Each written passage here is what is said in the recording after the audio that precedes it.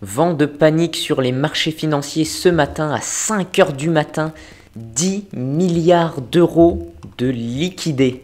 10 milliards d'euros de liquidation. On est passé de 58 400, déjà c'était pas terrible, à 51 100 au plus bas. Dommage, on n'a pas pu casser les 50 000, ça aurait encore bien purgé le marché, mais il y a déjà eu une bonne purge. Comme vous le voyez ici, on est à 9,81 milliards de liquidés sur les dernières 24 heures. Et si on met sur les dernières 4 heures, je vais vous l'actualiser, on est à 4,5 milliards sur le Bitcoin, presque 1 milliard sur l'Ethereum. Oula, ça a bugué. Sur les dernières 4 heures, donc il faut juste qu'on prenne en compte ce matin, on était sur les dernières 4 heures, là il est 8 heures, donc on prend à partir de 4 heures du matin, c'est juste avant qu'il y ait le gros crack, on a liquidé 4,5 milliards de Bitcoin, 1 milliard d'Ethereum, 300 millions de Ripple, liquidés. Vu la baisse, c'était des gens qui étaient à la hausse, des gens à la hausse avec des leviers. On voit partout des leviers x10, x100.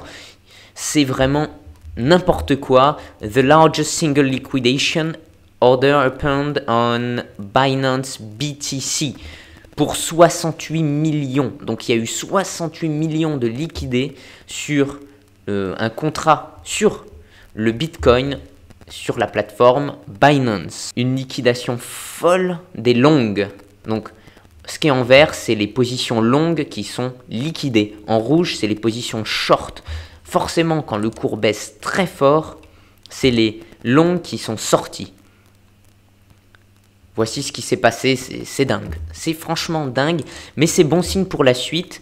On a eu une bonne reprise, même si la reprise n'est pas folle. C'était des mouvements particuliers, je vous l'avais déjà dit, car les institutionnels ne traitent pas le week-end, ou peu. Là, il y en a peut-être qui ont été appelés, pour le coup, dans des situations exceptionnelles comme ça, mais vu qu'on est un dimanche, c'est plutôt des particuliers qui se sont fait complètement sortir des marchés financiers. Ce qui est bien, c'est qu'il y a eu une reprise assez nette. Vous voyez, là, on a pris quand même 10%, c'est loin d'être anodin, 10% sur le Bitcoin. Il y avait des soldes ce matin, j'en ai profité un petit peu, mais j'ai pas acheté au plus bas, c'est impossible d'acheter au plus bas. Le Nexo Token, j'en ai repris, je vous en avais parlé dans une dernière vidéo, il me semblait très très bien résister à la baisse, et il fallait attendre que on ait un point d'entrée intéressant. J'en ai acheté à 3,50, 3,40, et j'en ai eu par chance à 2,8. Je vais vous montrer ça sur la plateforme Nexo. Et voilà, nous nous retrouvons sur Nexo. Comme vous voyez, mon compte a pris un petit taquet depuis hier. J'ai perdu 2000 $. Ça fait mal. Mes positions Bitcoin, Ethereum, j'en ai racheté. Nexo Token, j'en ai racheté. USDT, j'en ai perdu forcément vu que j'ai racheté des crypto-monnaies. J'ai racheté du Bitcoin Cash, pas mal de Litecoin, j'en ai maintenant 10, un petit peu d'EOS pour rigoler. Mon Binance, ça j'en avais acheté, mais c'était il y a quelques jours.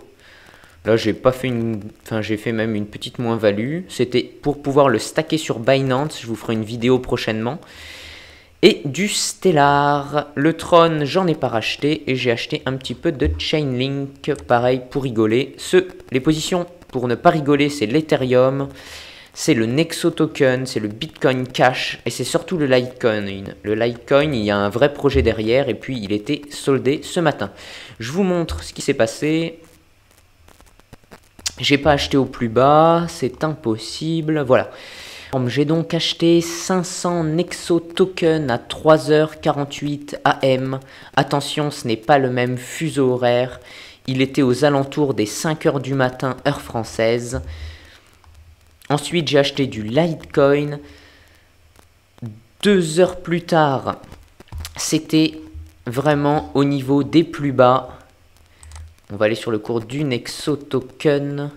Sur les coups de 4 heures, donc ça fait du 6 heures, 5 heures, 6 heures. Vers 5 heures du matin, j'ai acheté de l'Ethereum. J'ai aussi acheté du Litecoin et du Nexo. Pour qu'on puisse se situer, un exemple simple, j'ai pu acheter 0,5 Ethereum pour 1000 USDT. On va voir le cours de l'Ethereum, tout simplement. Si j'ai eu 0,5 Ethereum pour 1000 $, c'est qu'il était à peu près aux alentours des 2000 $. On était ici au plus bas à 3h30 du matin, ce qui fait, enfin sur mon graphique 3h30, ce qui fait chez nous 5h37 AM. Ça semble donc être la bonne heure sur Nexo. Ils se sont mis à jour.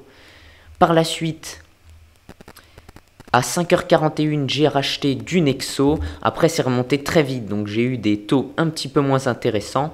On voit que à 3h48, j'avais 141 Nexo pour 500 USDT.